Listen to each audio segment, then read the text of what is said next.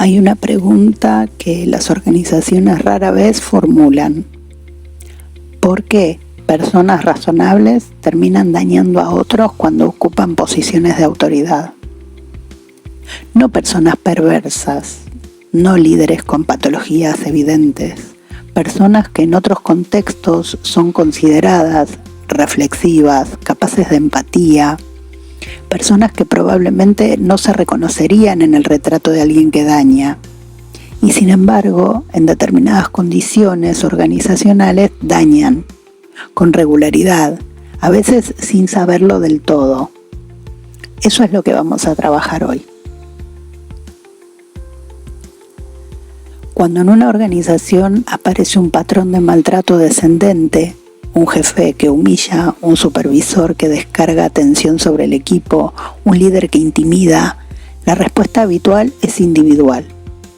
Se evalúa la conducta de esa persona, se la capacita en liderazgo, se la llama a una conversación sobre valores organizacionales, en casos extremos se la desvincula. Lo que rara vez se pregunta es qué condiciones organizacionales produjeron esa conducta. No es una pregunta que exima de responsabilidad. Una persona que daña a otros tiene responsabilidad sobre esa conducta, pero la responsabilidad individual no agota la explicación. Y cuando el sistema se queda solo con la explicación individual, comete un error con consecuencias. Resuelve el caso visible sin tocar el mecanismo que lo produjo.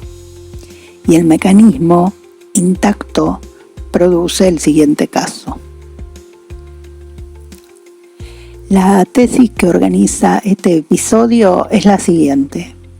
Gran parte del maltrato cotidiano en las organizaciones no surge de la perversidad individual, surge de sistemas que concentran presión, aislamiento y responsabilidad en posiciones jerárquicas sin diseñar recuperación para quien las ocupa.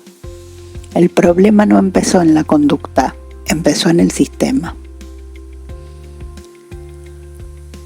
Para entender el mecanismo, conviene empezar por lo que una posición de autoridad en un sistema bajo presión realmente implica. Mintzberg, que estudió durante décadas cómo funcionan las organizaciones realmente, no como dicen funcionar, describió la línea media como el nivel jerárquico estructuralmente más expuesto a la tensión entre lógicas incompatibles. Desde arriba llegan las demandas de la conducción, resultados, plazos, eficiencia, alineación estratégica. Desde abajo llegan las demandas del equipo, recursos, claridad, protección, contención emocional. Y el nivel medio traduce, absorbe y articula esas dos corrientes simultáneamente, con la información que tiene, en el tiempo disponible, sin que el sistema haya diseñado un mecanismo para reponer lo que ese trabajo consume. Esto ya lo trabajamos en la temporada 2. Lo que esta temporada agrega es una dimensión que entonces mencionamos pero no desarrollamos. Lo que ocurre cuando ese déficit se vuelve crónico y la persona que lo sostiene tiene poder sobre otros. Porque ese es el detalle que cambia todo. Un trabajador en déficit de recuperación sostenido produce errores, se desconecta, pierde fluidez en sus decisiones. Un líder en déficit de recuperación sostenido produce todo eso y además tiene la capacidad de hacer que otros lo paguen. Kahneman documentó lo que ocurre con la toma de decisiones cuando los recursos cognitivos están agotados. La calidad de las decisiones se deteriora de manera predecible, aumenta la tendencia a la opción por defecto. Disminuye la capacidad de evaluar consecuencias, se reduce la tolerancia a la ambigüedad. Pero hay algo que Kahneman describe y que pocas veces se traslada al análisis organizacional. El agotamiento cognitivo también deteriora la regulación emocional. La capacidad de modular la propia respuesta ante situaciones de frustración Incertidumbre o conflicto requiere recursos cognitivos. Cuando esos recursos están agotados, la respuesta emocional se vuelve más reactiva, más inmediata, menos filtrada. DeGeorge lo formuló desde otro ángulo. El sufrimiento en el trabajo, cuando no tiene espacio de elaboración, busca salida. Y cuando la persona que sufre tiene poder jerárquico, esa salida frecuentemente toma la dirección de menor resistencia, hacia abajo. No como decisión consciente, como descarga. Tepper, cuya investigación sobre supervisión abusiva es una de las más citadas en psicología organizacional, identificó algo que las organizaciones parecen ignorar sistemáticamente.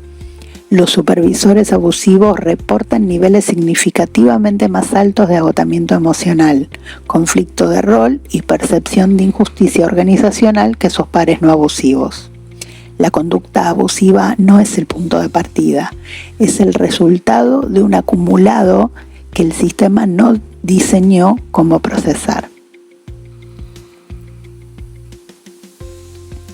El maltrato descendente rara vez tiene la forma obvia que las organizaciones reconocen como tal. Tiene la forma de la irritabilidad crónica. El líder siempre está al límite, que responde con impaciencia, que convierte cada error en una ocasión para descargar tensión acumulada. El equipo aprende a leer las señales. Hay días en que no se le puede llevar información negativa, hay momentos en que es mejor no preguntar, hay decisiones que se posponen para esperar un estado de ánimo más favorable. Esa calibración permanente que el equipo hace alrededor del estado emocional del líder tiene un costo operativo real que ningún sistema mide. Tiene la forma de las microagresiones sostenidas, comentarios que minimizan, comparaciones desfavorables, correcciones en públicos que tienen más de escarmiento que de retroalimentación. Individualmente, cada uno de estos factores parece menor. Acumulados en el tiempo, construyen un ambiente donde el error se asocia al riesgo de humillación y donde el equipo empieza a priorizar la invisibilidad sobre la iniciativa. Tiene la forma de la transferencia de tensión, el líder que llega de una reunión difícil y vuelca esa tensión en la primera interacción disponible. El equipo recibe algo para lo que no tiene contexto y no sabe cómo manejar. Y tiene la forma del maltrato que nadie nombra como tal porque ocurre dentro de los márgenes de lo que la organización considera conducta aceptable. La exigencia permanente presentada como estándar de calidad, la disponibilidad sin límites instalada como señal de compromiso, el reconocimiento que nunca llega porque ningún resultado es suficiente. Estas formas son las más difíciles de nombrar porque el sistema las ampara y a veces las premia.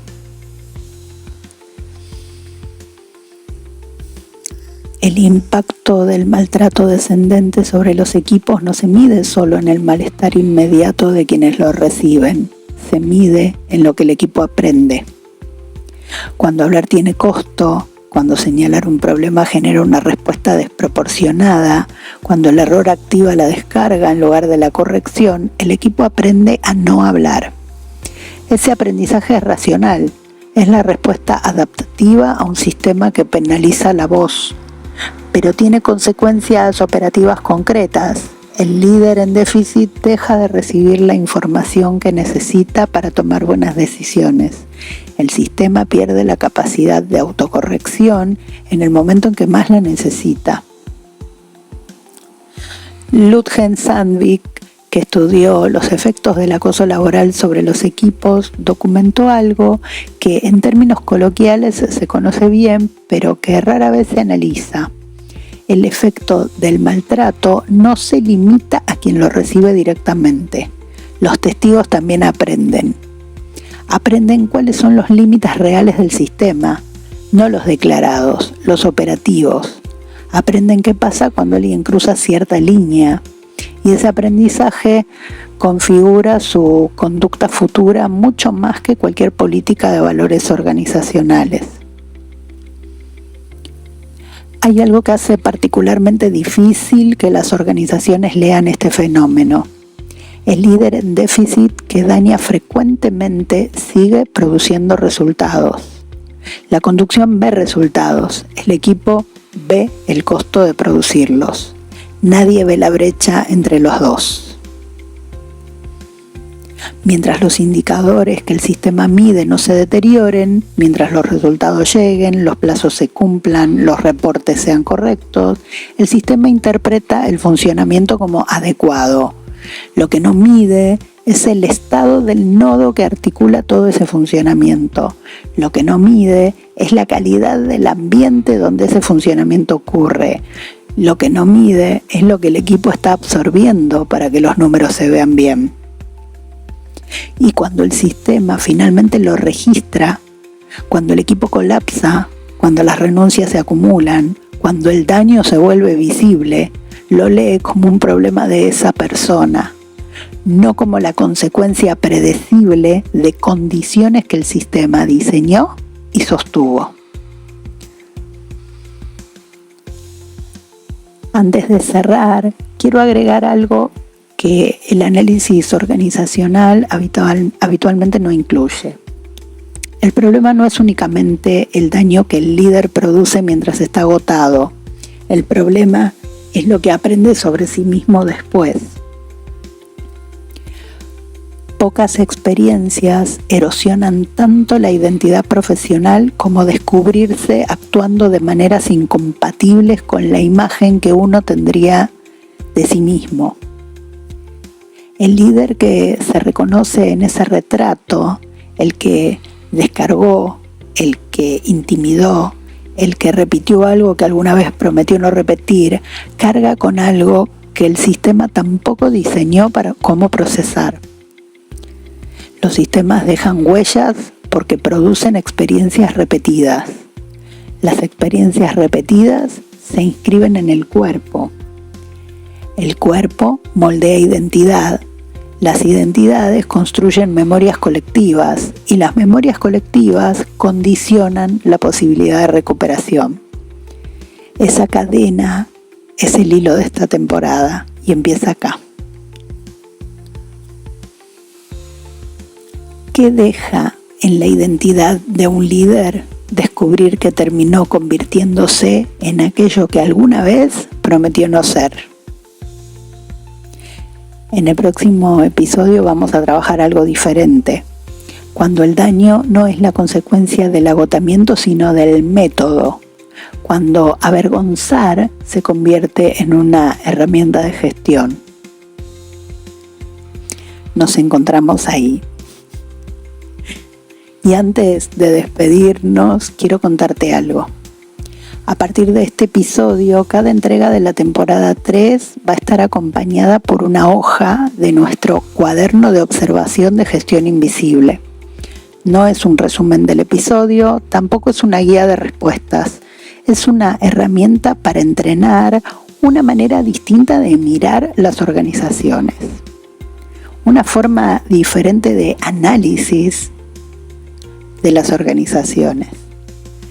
Cada hoja propone algunos conceptos para orientar la lectura, preguntas de observación para quienes integran equipos y para quienes coordinan personas, una consigna para registrar lo que ocurre durante la semana y un espacio para tus propias notas.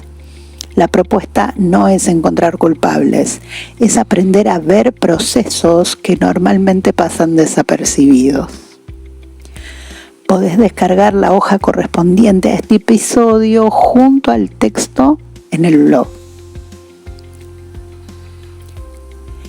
Gestión Invisible es un proyecto de guía interior. El texto completo de este episodio con el desarrollo conceptual, las referencias bibliográficas y la hoja correspondiente al cuaderno de observación de la temporada 3 están disponibles junto al episodio.